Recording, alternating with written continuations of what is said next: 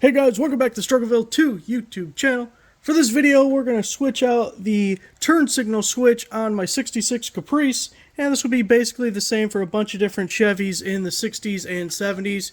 You can see on the left I have the old one, and the right the new one.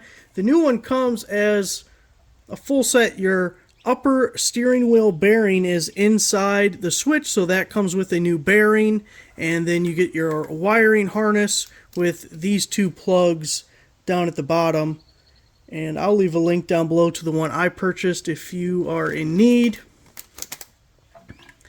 But looks just like the old one, same plugins and everything. Obviously I have the old one out, but in the video I'll show you putting it back together, and taking it apart is just the reverse of putting it together. So let's get started. At the steering column, I'm going to put this guy in. One thing to note, my turn signal lever goes right into this little recessed area, and there's a screw that holds it in place. A lot of people are going to have a threaded hole where your rod has threads on it and you screw it in. Still very similar. Now, first thing we have to do is run these wires down, and they go right through this channel here. It's a tight fit. You got to fit the plugs in kind of one past the other. It's going to go all the way down through here. You're very likely going to have to take off this bottom plate. There's a plastic cover that sits here, and it's just one Phillips screw on either side of the column. Once you get that off, you're going to loosen the two steering column bolts there, and it's going to run down the steering column till you get to this plug right here. So you can see I had my wires run through the hole there, down the steering column. Had to take this bolt or this nut completely out. There's a little recessed indentation on the column right here, so your wires can go there without the band pinching them. You can see mine are still loose. We'll get to the wiring section in a little bit, but let's get this portion all set up. Before we start putting things together, I want to put a little grease on the steering shaft here. So I just put a line of grease, and we're going to kind of rub it around with our fingers, make sure everything's all nice and slippery and greasy. I was playing with my bearing inside the turn signal switch, and it had grease coming out of it as I was playing with it, so I'm pretty confident that that's pretty good. But if you didn't have grease in your bearing, make sure to do that to add it. Alright, let's start putting it back together. So as we're putting the switch on the shaft, we're also going to pull the wires on the back side so that they make it easier for this thing to slide down. And we're just going to work it back and forth. You might have to jiggle. Might have to jiggle your shaft a little bit to get it to go on there.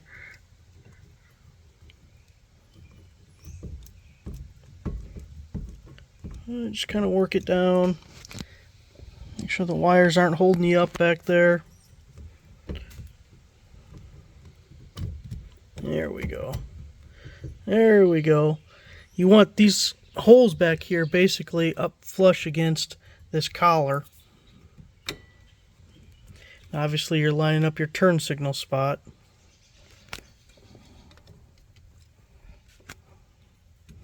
Once you get it all in place, there's 3 Phillips screws that hold the switch in place. There's one hidden right there. You got to pass through the turn signal cam, and then there and right there.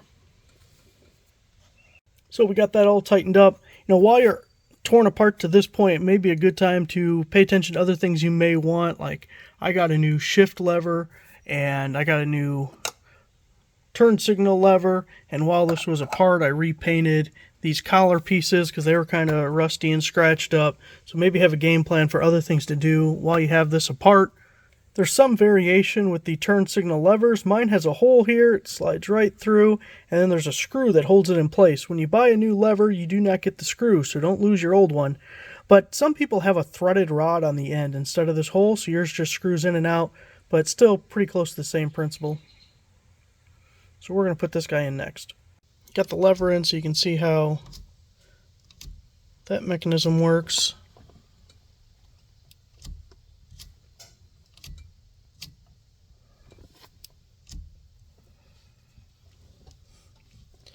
Now we got this nylon guy here, plastic, whatever he is, we're going to put some more grease on the shaft because we scraped most of it off putting that bearing on. But he's going to sit just like so. And what happens is you have a little spring-loaded pin that passes through this hole right there, and that's your contact, your ground for your horn. So this ring right here, obviously when this is turning, it's always up against that ring, and that's what's giving you your ground. Then when you hit your button, you get the horn. So we're going to put a little grease on there, and probably right where you can see this thing rubs here, just to make sure everything stays slick.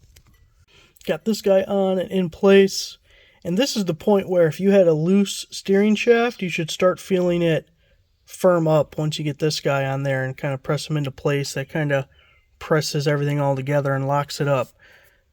Now, things are going to be a little bit different for me because I have an aftermarket Grant steering wheel. The stock steering wheel has to get pulled off.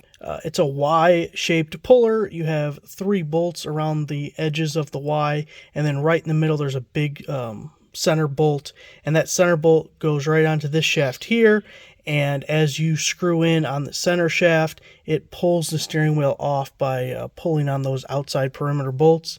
Anyway, you're going to need that to pull the old steering wheel off if you have a stock steering wheel.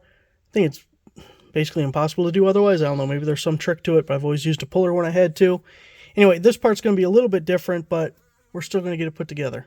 So you notice my little adapter guy says top there, and we started this with the steering wheel straight, the wheels straight, so it's just going to slap on just like so. You can see it's a splined shaft, and this has spline inside it, so just go to top.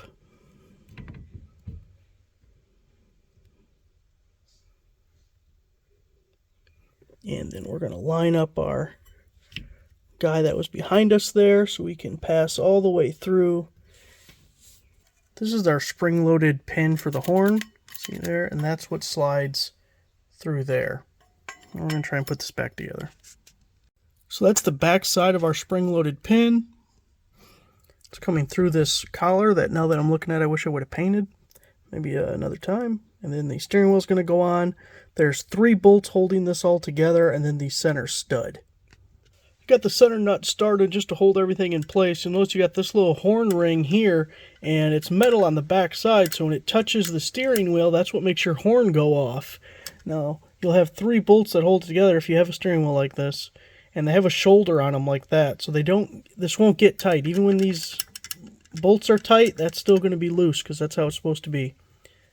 So we're just putting them in here, getting them started for now. Once you get all 3 started, we can go ahead and tighten that up, and the center stud. Got the center bolt tight, the perimeter bolts tight. You can see, even when they're tight, it's loose. Slap the spring over that center nut.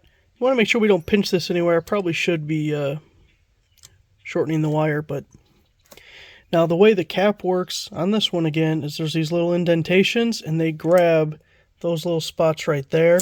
So you push it on, give it like a little bit of a turn, and you'll be good to go. So push it on, give it a little turn.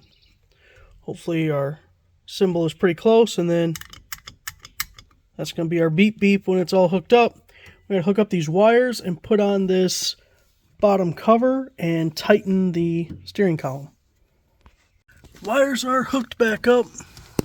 Give you a look so you can see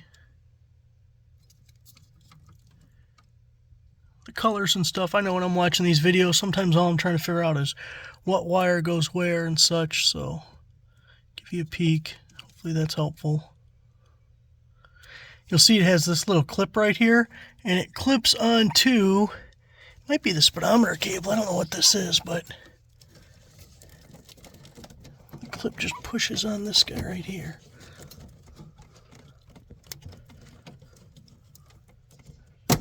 Just like so. Kind of tuck these guys up a little bit. And we're going to tighten the nuts for the steering column. Again, make sure this thing's in its groove where it won't get pinched. Now we just have to put our bottom cover back on, which is just the Phillips screw on either side. You'll notice after changing our turn signal switch that has the bearing in it for the upper portion of the steering wheel column, it is rock solid. Can't move it anywhere even if I wanted to. There you go, guys. Another project finished. Between the turn signal switch and the headlight switch, that'll solve a ton of your electrical problems on these 60s Chevys. A lot of stuff is incorporated into both. A lot of places where you could get a point of failure between the wires and different contacts, and just two great places to start looking if you do have electrical problems. For me, it was that bearing, and it really tightened things up, and I think it'll be a lot better. So there it is. Thanks for watching. Make sure to give the video a like, subscribe if you're not a subscriber. Got a lot more videos on the Caprice coming up.